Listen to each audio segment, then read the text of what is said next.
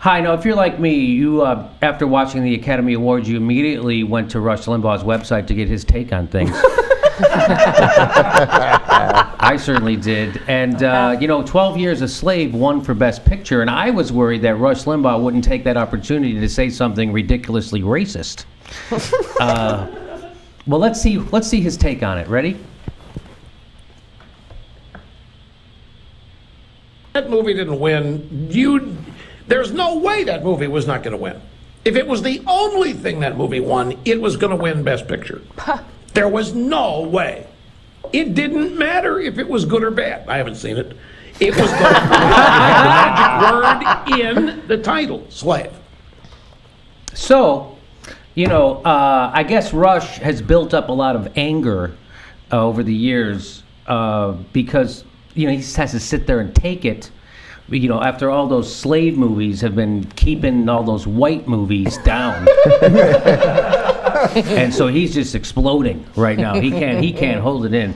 I like that he hasn't seen the movie, but he's also pretty sure that it shouldn't have won. His righteous indignation about something winning that he hasn't seen is incredible. And what is his hatred of the fact that it might have been a good movie? You know what I mean? He's making a point of telling you, I haven't seen this thing, but it is so awful. And not only is it awful, but these left-wing socialists, they love it because they're playing to the slave crowd. Like, what is he saying? Well, it's like he said, I didn't even see it, but believe me, it's shitty because it's got a lot of black people in it, so it can't be good. He is not. Isn't that what he's saying? He's not a good man.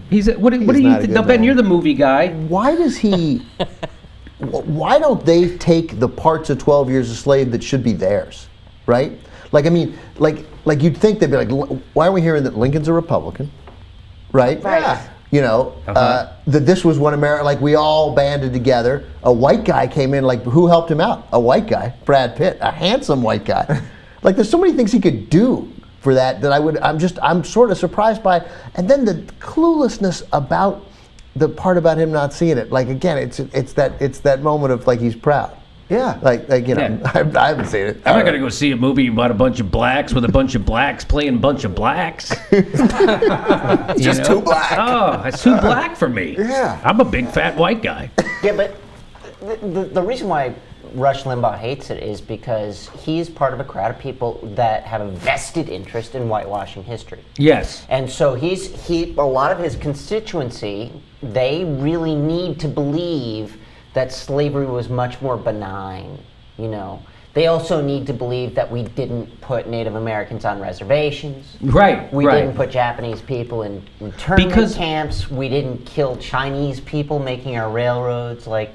I agree with you on all that except the Japanese internment camp thing, but I gotta be honest, it was a love fest for my grandparents. Yeah. Well, they got the good songs, Don't Fence Me In. They seemed happy. Yeah. And the reason why, Robert, they have to do that, they have to pretend that those things didn't happen, or and slavery wasn't as horrible as it was, because then they would have to examine everything the United States does with a critical eye. And that's the last thing they want to do. It makes them uncomfortable to look at the United States with a critical eye. Right, because they're immature, they have a juvenile worldview, and anything that contradicts that the United States is the greatest thing ever, they don't know how to deal. They can't process it. Am I wrong about this? I think you're right, but I would add to that a lot of it has to do with their bullshit that everything they do is based on the Constitution and the Constitution alone. Mm-hmm. And so what they have to be able to say is that the Constitution was perfect at its birth and has always been perfect, which is insane. Yes. But they have to whitewash slavery because it's included in the Constitution and had to be amended in order to get rid of slavery. And so it's part of that entire nonsense because they have nothing.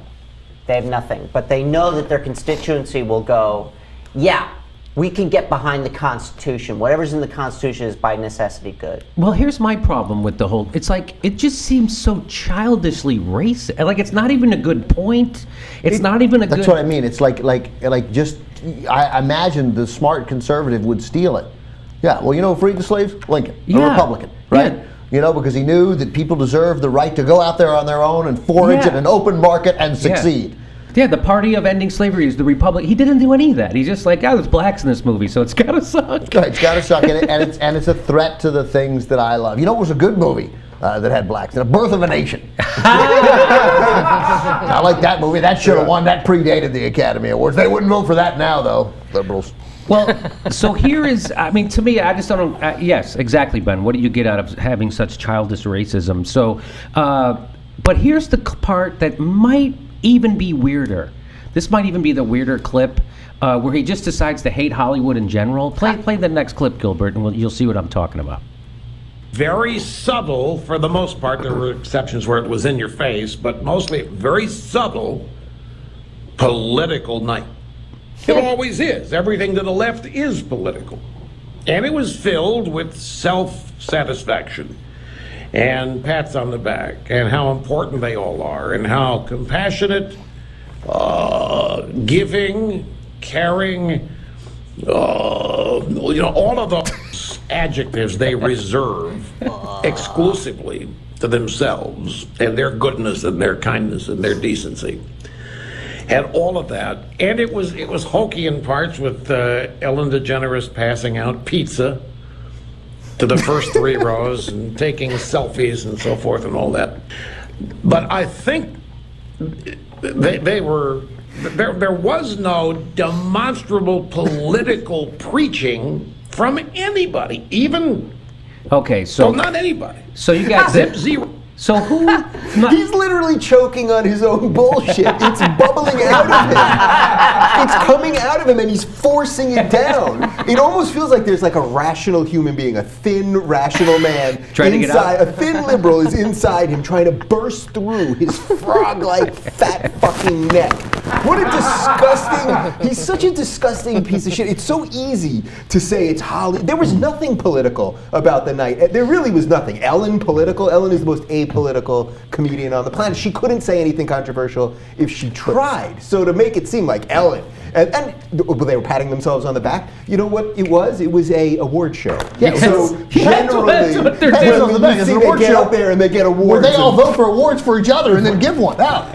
Yeah, here, congratulations. That's what you do. That's the whole point. Yeah, he did a John Elway too. If you notice, his whole point was there's the a little more grapple. the subtle the political point. There always is. Yeah. And then we fast forward 30 seconds later.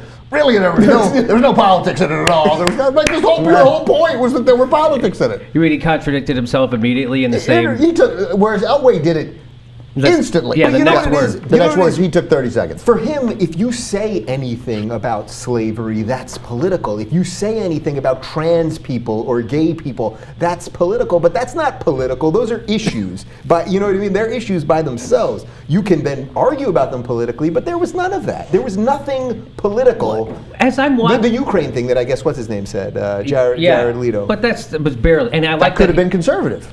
anyone could have said it. And I like that Jared Leto referred to it as the Ukraine, which is how we're supposed to say it, even though they say you're not. I like saying the Ukraine. What's the word? It's not the Ukraine? They go, oh, you're supposed to say Ukraine. Well, I was in Ukraine, or like it's England, because you don't say the England, right? But you do say the United States.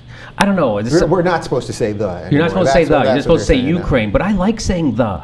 Yeah, And so it's did nice. Jared Leto. It's kind of it makes it its own. Yeah. It's their special thing That's because right. they don't have Crimea anymore. So it's really Yeah, it's all- not the Crimea, that's for sure. that's all. It's just Crimea. We should start calling him the Rush Limbaugh because he's an entity of He's his own. He's got his own gravity. I think he has his own orbit. That's for sure. I Some like- things that orbit him. Yeah, I for think. It was sure. like don't the words that the left has taken for themselves: giving, caring, kind, decent. The Yes. words they think all apply.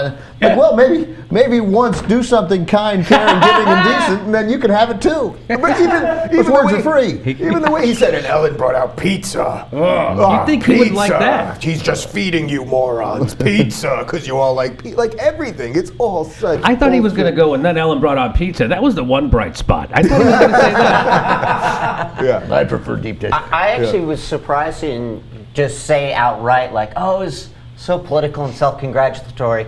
I won't be here because I'm going to CPAC, where we will be very political And and self-congratulatory. self-congratulatory. And yeah. And you know, as I was listening to him rant like that about Hollywood, I'm like, so who are the listeners that he's appealing to with this who listening to him in America doesn't like movies and movie stars, right? Everybody likes movies and movies. Hey, why not mock Victoria's Secret models next? Oh, and those bitches on the Sports Illustrated swimsuit issue. I'm sick of them. Is there anything cool that you right-wing assholes enjoy? And no, smoking cigars and fucking third world prostitutes on an oxytocin high does not constitute cool behavior. Oh, well then nothing. I didn't realize. But also, it felt like he came in Monday morning and his producer said, so you're going to do something on the Oscars? And he was like, crap. I didn't write anything. I got nothing. I'll just talk about the thing. Yeah. You know, I was on a few years ago, I was on Geraldo Rivera's show on the weekend, which still exists. Jerry Rivers? I was on Jerry Rivers' Jerry, show yeah. on the Fox News. And I was debating John Gibson.